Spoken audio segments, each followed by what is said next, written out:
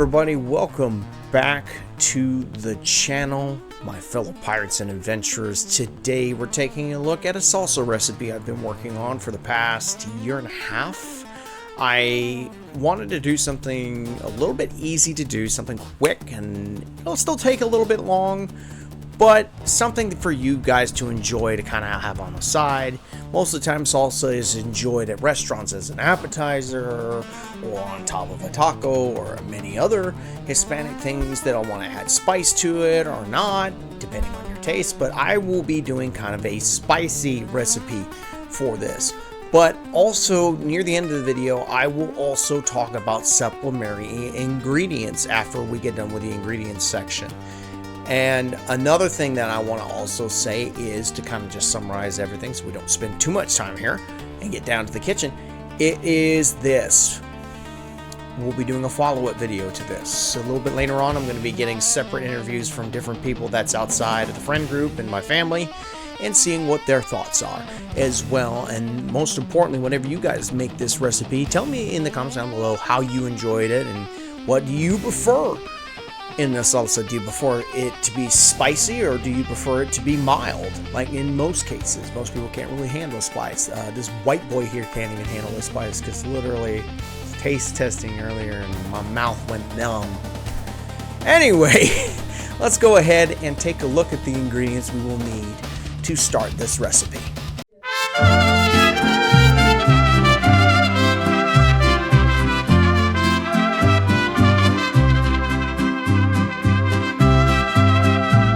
Here is the list of ingredients we will need.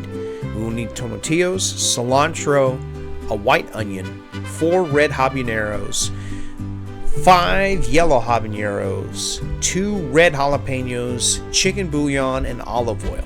Once we have the ingredients gathered, what we'll do is start trimming some of the cilantro down to where it's shorter stems and most of the leaves, and then putting them into a separate bowl. Then afterwards, take your tomatillos and start peeling some of the protective leaves that are covering them and start washing them into some decently warm water and putting them into a separate bowl. Once each one has been washed, and take it back to the cutting board, and also in the middle of that, make sure to grab a metal tray and put it right next to the cutting board. Then, once you got the tomatillos onto the tray, next what you will do is cut a white onion in half, peel it, and then put it onto the tray.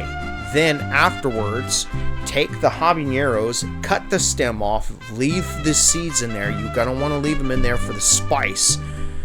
Then, for the jalapenos, cut the stems off and cut the peppers in half, leaving the seeds in there as well.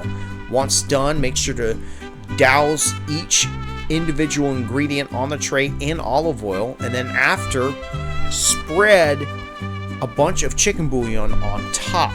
And then afterwards, once you've gotten everything onto the tray, make sure to preheat your oven to 450 and set a timer for about 45 minutes. However, it won't take that long for the vegetables to finish roasting in there, so it will probably most likely take about 30 to 45 minutes to finish. Once that time is up, eventually what you will do is take them out of the oven, put them to the side, making sure there's a towel on top of your counter, making sure not to make any scorch marks or messes onto the countertop.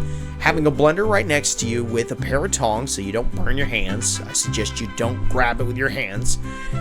Taking each individual ingredient, leaving a butter knife in the mixer as you're putting stuff in there, because the heat can actually damage whether glass or plastic, and putting each individual roasted vegetable in there as well, and then also draining some of the oil into the salsa or into the blender itself. Then blend it on high to blend everything together with some extra cilantro stored on top, of course. Once everything is blended, there you have it. You have your salsa ready to serve in a bowl.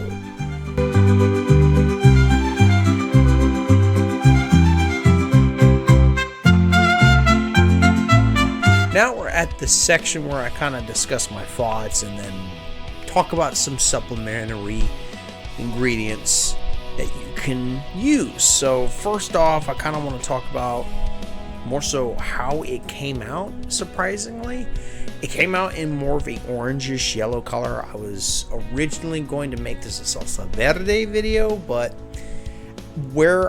when I filmed it, I didn't realize it. The colors kind of do matter, so you end up like, it still looks good, but it's like it ends up being more of an emulsified yellow, orangish, slightly greenish color.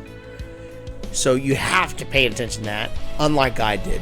But it still came out very, very good. Has that heat there that kind of just slowly builds up.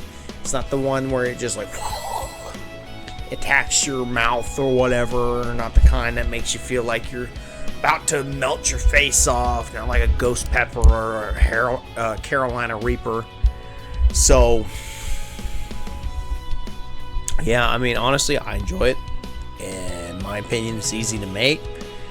Make sure you take your time with it. Don't try to rush things. Don't try to overdo things either. Don't add too much seasoning to one thing. Don't add too much of one ingredient. I mean, that's really about it. I enjoy it. I think you guys will like it too. But yeah, that's pretty much it of my opinion on it. And like I said previously, we'll have an additional video for a continued video for other people's opinion of it, to just kind of get everybody's opinion on it.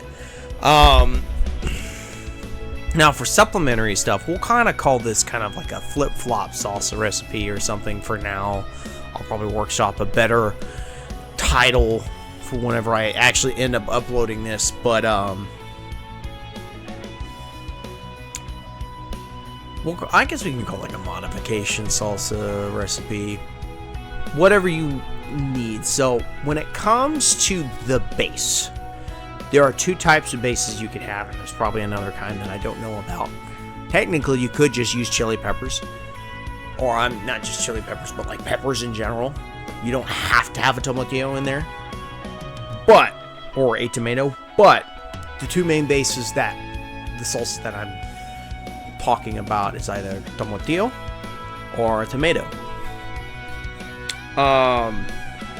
What a tomatillo provides is a little bit more of a tartness to it, and kind of gives room for other flavors to kind of mix and mingle with it, while a tomato has a little bit more of a, I wouldn't even call it a sweetness, but a more gentle taste, and it also mixes with the flavors pretty well, but to the point where, you can actually taste specifics in both kind of salsas. So if you mainly want to make, how I want to make things, a salsa verde, you use mainly, let's say serrano, let's say Anaheim peppers, let's say green jalapeno peppers, to get that green color alongside the tomatillos. They kind of it almost adds, not necessarily adds spice, but it adds to the spice. While the tomato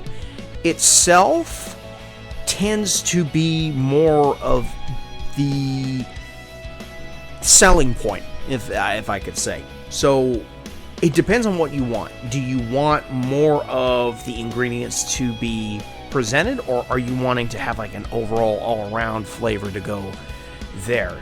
So that depends on that. Now when it comes to the spiciness, we can go from mild to decently spicy to rather spicy. So with a mild, you can literally take, let's say, a poblano pepper, 2 poblano peppers, remove the seeds, make sure none are left behind. You can also use a different kind of onion, but we can get to that in a moment. But when it comes to this, you use a poblano. The poblanos tend to be not very spicy, and making sure to remove the seeds, as said, because that is where the spice comes from. Now, if you want to add a little more spice, Here's what you do. You take a poblano and then maybe a serrano, or replace the serrano with jalapeno and keep the seeds in there. And that should be kind of more of a complementary spice to the salsa. If you want to make it extra spicy, go for habaneros. Habaneros are king when it comes to really spicy stuff. It does a lot to where, okay, like, hey, it affects your mouth, but it complements the taste, and you're still getting something out of it than just the heat. Because there are some times when you get heat to where it's like, oh, that's it. That's all you get. Like, let's say if you get like buffalo wings and all you can taste is like heat, they're not going to be good. When you want a buffalo wing, you want the chicken to come out. You want the tartness of the sauce to come out. You want to have this specific, not just mild, but this little kick in the back of your throat every time you eat it. It's the same thing with salsa. You want, your preference depends on what you want. So if you want that little kick, you add an extra pepper in there that's a little bit more spicier than that current pepper. But if you want to go back to the mild, you stick with the pepper. It's not as spicy. Remove the seeds. There you go. Now, onion-wise, a lot of people like to say with red onions, a lot of times more for decoration. But for me, I notice there's a little bit of a slight difference in taste. It's almost, it's not necessarily... Maybe it's a little bit more acidic. Maybe.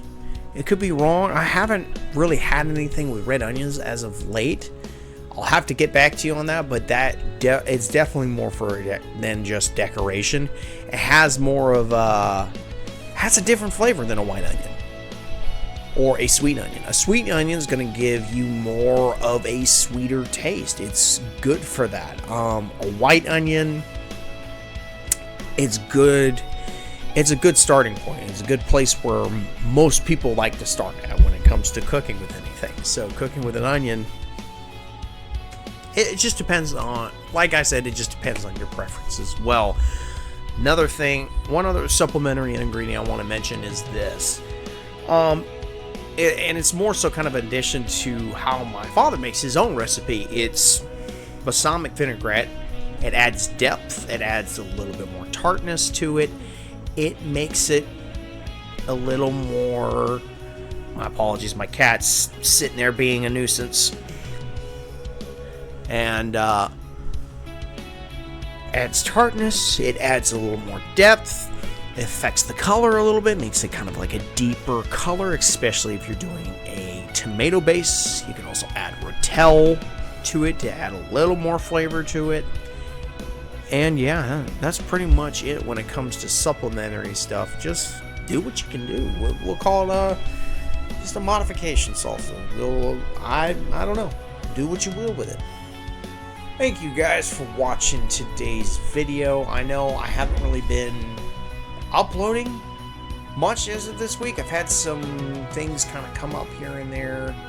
Some things having to change. Have to take care of the family with a few things, and had some personal stuff also kind of going on, and hopefully I'll be able to get back on more of a consistent basis. But I just wanted to do something a little bit different and easy for today's video, and make something for you guys that's ultimately you can make your own and not just have it be mine. So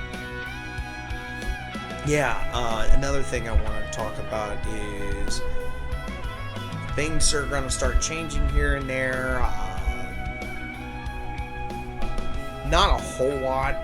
It's just more so thought-wise. I'm going to make a decision on it first. I'm still going to think about it. I may end up dropping gaming. I haven't really been enjoying that as much, to be honest. It's become more repetitive.